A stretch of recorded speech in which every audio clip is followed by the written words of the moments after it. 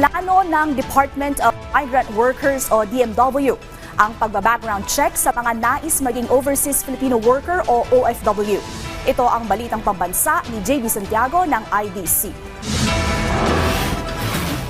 Nananawagan ngayon si Senator Raffy Tulfo ng total deployment ban sa Kuwait dahil sa sunod-sunod na mga insidente ng pagkamatay ng ilang Overseas Filipino Workers sa OFW sa nasabing bansa.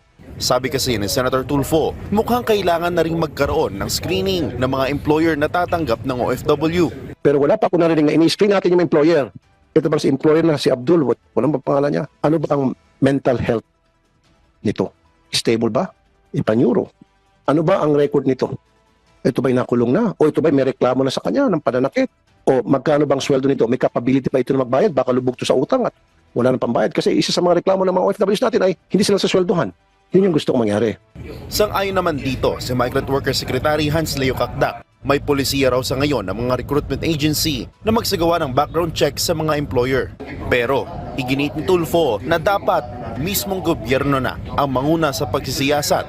Sagot naman ng Migrant Secretary rito, tama po kayo, napapanahon na tayo na mismo ang gumalaw, tayo na mismo ang gumawa ng paraan para malaman precisely yung background check ng mga employers.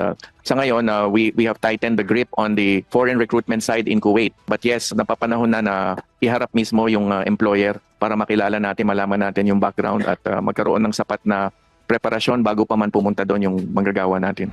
Sa ngayon, pinaiigting ng Department of Migrant Workers o DMW ang pre-departure screening ng mga OFW at ipinagbabawal ang deployment ng mga first-time workers sa Kuwait. Sabi ni Tulfo, hanggat walang maayos na sistema ang Kuwait government para sa kanilang employers, dapat munang pairalin ang total deployment ban para maiwasan ang mga OFW na inaabuso ng kanilang mga amo. Mula sa IBC 13, JB Santiago para sa Balitang Pambansa.